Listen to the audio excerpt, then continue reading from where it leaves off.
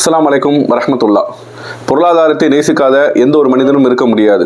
இறை நம்பிக்கையாளர்களுக்கும் இறைவன் சொல்லி காட்டுகிறான், அது இறைவனுடைய மிகப்பெரிய அருட்கொடை என்று சொல்லி காண்பிக்கின்றான். ஆனால் அந்த பொருளாதாரத்தை சம்பாதிக்கக்கூடிய வழிகளை பொறுத்த வரைக்கும் இஸ்லாம் சில கட்டுப்பாடுகளை விதிக்கிறது. எது அனுமதிக்கப்பட்ட வழியில் இருக்கிறதோ அப்படித்தான் சம்பாதிக்கணும், எது தடுக்கப்பட்டிருக்கிறதோ அந்த வகையில் ஒரு இறை நம்பிக்கையாளர் தன்னுடைய பொருளாதாரத்தை ஈட்டக்கூடாது என்ற ஒரு கட்டுப்பாடு இருக்கிறது. இன்னொரு அடிப்படையான செய்தி என்னன்னு கேட்டால், பொருளாதாரத்தை பொறுத்த வரைக்கும் இறைவன் சொல்லுகிறான், அல்லாஹு யப்சுத்து ரிஸ்கல் லிமன் யஷாஉ வ யக்திர். இறைவன் தான் நாடியவர்களுக்கு பொருளாதாரத்தை விசாலப்படுத்தி கொடுப்பான். நல்லவர்களுக்கும் கொடுத்துருவான், கெட்டவர்களுக்கும் கூட அல்லாஹ் பொருளாதாரத்தை விசாலப்படுத்துவான்.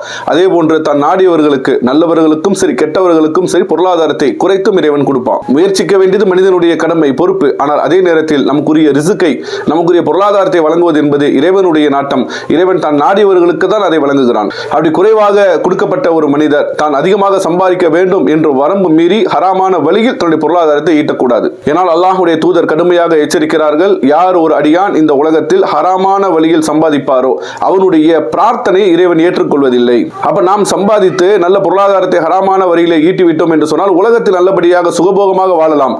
ஆனால் நாம் எந்த தேவையாக இருந்தாலும் நம்மை படைத்தவனிடத்தில் தான் நாம் முறையிட வேண்டும்.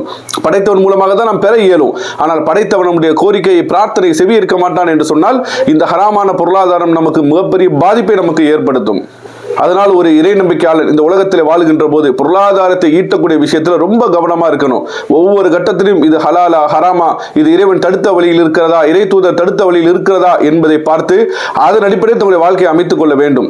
இறைவன் அனுமதித்த வகையில் ஒரு 10 ரூபாய் கிடைத்தாலும் அந்த பொருளாதாரம் நமக்கு போதுமானதாக ஆக்கிக் கொள்ளலாம். இறைவன் தடுத்த வழியில் எத்தனை லட்சோப லட்ச பொருளாதாரங்கள் வந்தாலும் ஒரு இறை நம்பிக்கையாளர் அதை நேசிக்க கூடாது, அதை வெறுக்கக்கூடியவனாக இருக்கணும். எதுவெல்லாம் ஹலாலான முறையில் வியாபாரம், எதெல்லாம் ஹராமான முறையில் நாம் சம்பாதிக்கக்கூடிய வருமானம் என்பதையெல்லாம் அடுத்தடுத்த தொடர்களை பார்ப்போம்.